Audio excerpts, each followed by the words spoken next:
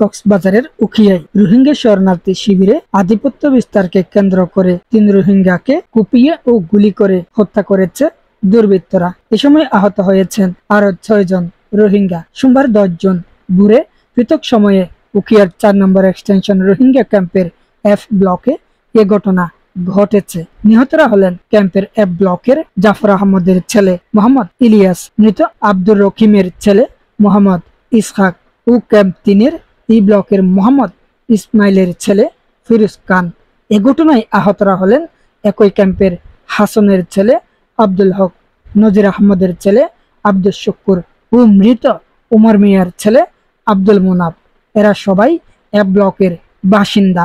বাকি ৩ জনের নাম জানা যায়নি। ১৪ এপিবিএন এর দাবি, আধিপত্য বিস্তারকে কেন্দ্র করে মিয়ানমারের সন্ত্রাসী সংগঠন আরসার সদস্যরা এ হত্যাকাণ্ডের ঘটনা ঘটিয়েছে। নিহত ও আহতরা আরএসইউ সদস্য। জানা যায় ভোর ৪:৩০টার দিকে রোহিঙ্গা মোহাম্মদ ইলিয়াসকে সন্ত্রাসী সংগঠন আরএসইউ সদস্যরা গুলি করে ও ধারালো অস্ত্র দিয়ে হাতে, পায়ে, তলপেটে কুপিয়ে মারাত্মকভাবে জখম করে চলে যায়।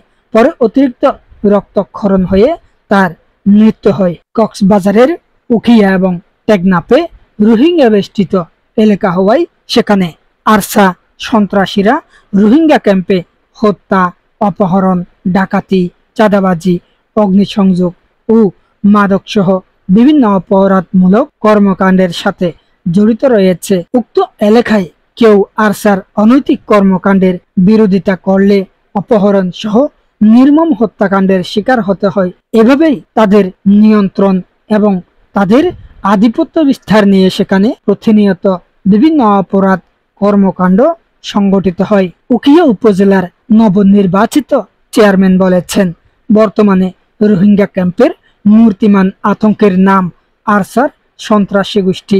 আধিপত্য বিস্তারকে কেন্দ্র করে সেখানে তারা প্রতিদিন অপহরণ, বিভিন্ন অপরাধ কর্মকাণ্ড চালিয়ে যাচ্ছে। নিহত ইলিয়াস আরসার সোর্স হিসেবে কাজ করতেন বলে জানা গেছে। Mobarak Uddin Nayan, the Cox news, TCN, Cox's Bazar.